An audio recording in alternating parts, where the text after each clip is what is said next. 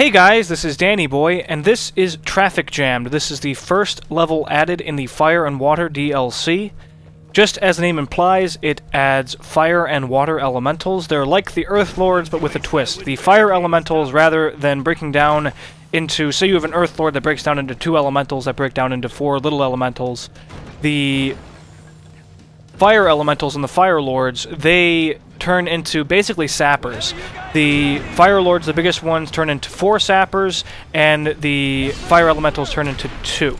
They're kind of like sappers, but kind of not. They move a lot slower than sappers, and unlike sappers, they almost exclusively go after the player.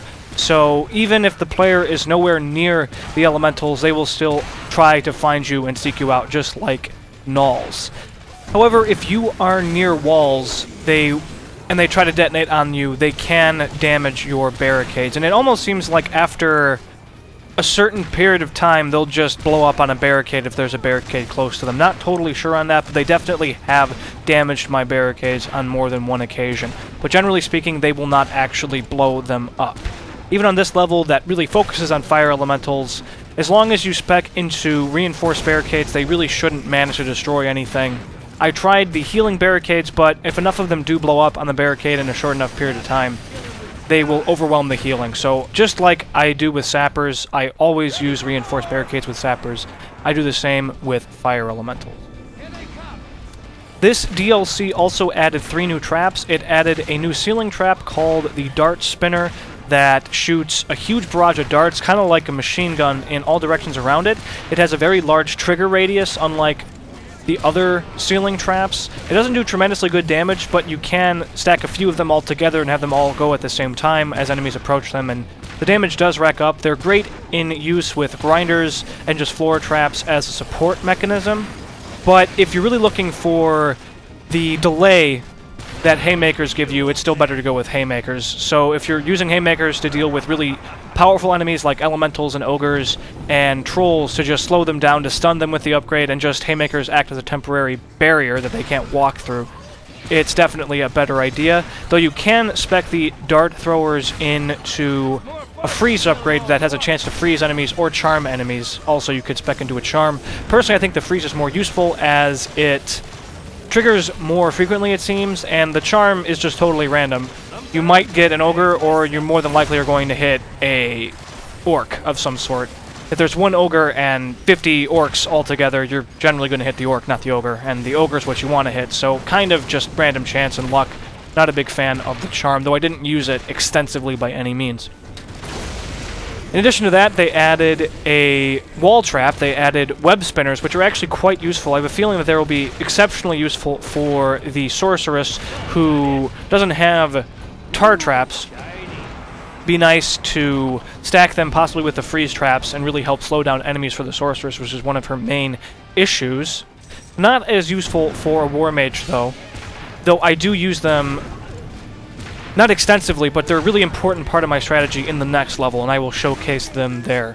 Really useful on the next level.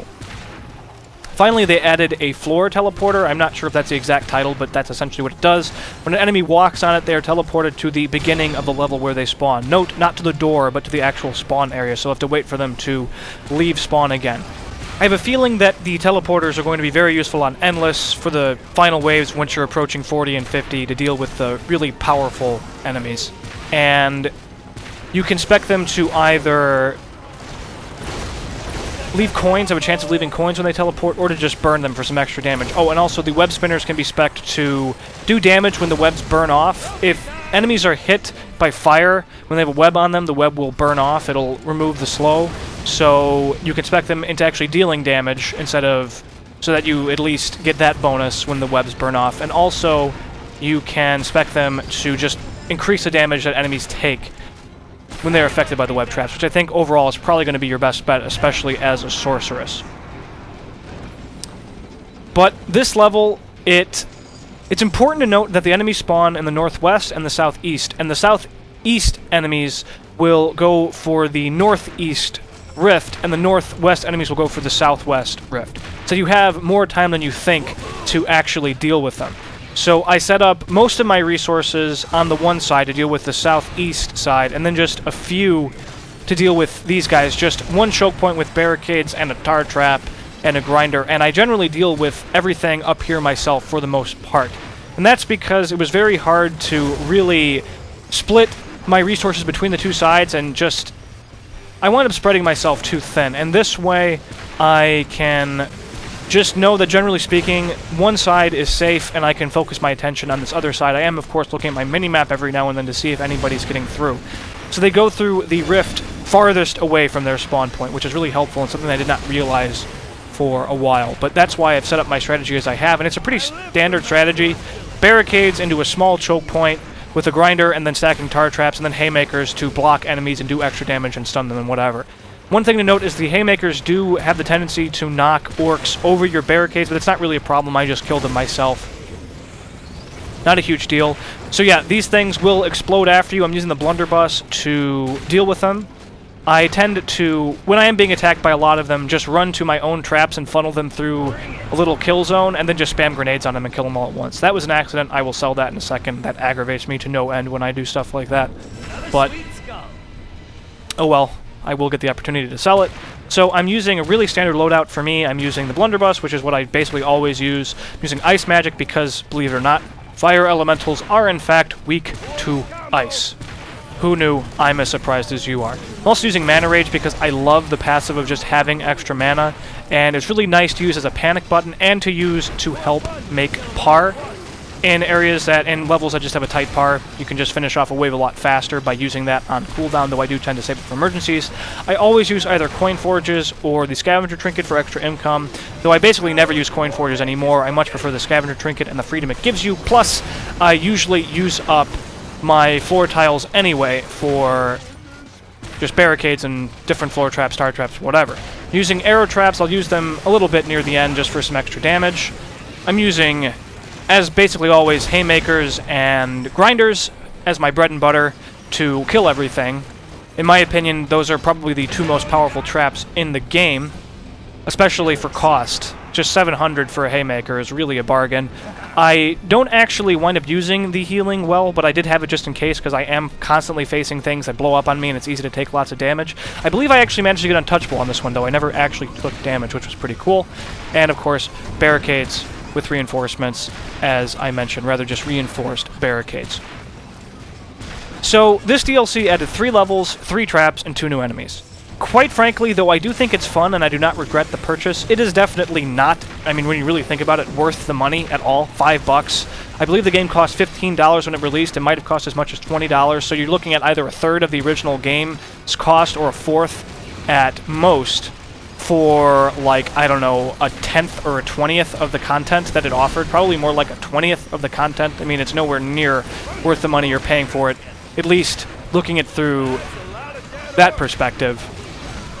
Considering how much content the game shipped with, just the story mode and 2 difficulties, technically 3, but 2 like real difficulties, and then endless mode and classic mode even, co-op, specific traps for the sorceress, and new things for the war mage, and yeah, it's just definitely not worth $5. Again, don't regret it, it is certainly fun, and these are interesting new enemies, but a bit overpriced. I would think it should be no more than maybe $2 for the amount of content this DLC actually gives you. And yes, I realize I'm a bit late to the party for this. I thought I was done with this game, but I had some issues with the games I was planning on playing, and I have nothing to do for, like, I don't know, 5 days. So I'm going to just put this out, and then I'm going to be done until Borderlands 2 comes out. That is definitely my next huge project. I'll be putting out a ton of content, so I apologize for the lack of content over these past 2 or 3 weeks, but I will more than make up for that when Borderlands 2 comes out. I only have like 3 days, unfortunately, to put out content for both Borderlands 2 and Torchlight 2 before I have to go out of town. But I will do my absolute best to produce as much content as quickly as possible. I will have my marathon war chest of food ready so I can just dedicate as much time in the day that I possibly can. I won't be going to work or anything, so hooray! Hopefully it will be enough for you guys to be entertained until I get back. But personally, it seems like the Fire Lords die faster than the Water Elementals, which I will showcase in the next episode, the next level. Definitely seem to be the easier to deal with of the 2 new enemy types added. And this level, by and large, is not that difficult. It took a little while to figure out the strategy that worked really well, that was easily replicable, but execution is not that difficult for this one. The hardest thing is just not getting overwhelmed, really, on the final wave, which is coming up right now. We'll be facing a huge number of the elemental lords on this wave, and just not accidentally dying from random sappers or something. Also, I don't believe I ever specifically mentioned that the firelings will never go into the rift. They're just like gnolls. They will never ever go into the rift. Even if you're standing on top of it and they walk through it, they will never go into the rift. Blunderbuss works really well for dealing with the fire elementals, the little firelings. It does take a number of shots to kill them, though. You can technically headshot them faster with the crossbow, but, well, you can't headshot them faster than you can just blow up a clump of them altogether with grenades. But they have big heads. They do seem to have buggy hitboxes, though. It seems like basically all enemies in this game have fairly buggy hitboxes, barring maybe the heavy orcs. I'll go into that more in the next episode. So yeah, as you can see, that is a shit ton of Fire Lords. Many Fire Lords. I actually did save my mana rage just for this purpose, so I blew all those guys up with just my mana bar. Yay for Ice Magic being cheap. I did upgrade it fully because these guys have huge hitboxes. You can hit them with multiple shards. And now I'm using Mana Rage to finish them all off, then finish with some grenades. I think I already demonstrated that a bit earlier, where I just clump them together and shoot grenades at them to blow them all up. And done and done. 5 skull on Nightmare, solo. This was Traffic Jammed. Alright guys, that's it. So thanks for watching. Stay tuned for more. Please like the video if you liked it. Please sub if you want to see more. Leave comments and feedback. Ask questions. I'll get back to you. Next up is Double Decker and the Water Elementals. Have a good one, guys.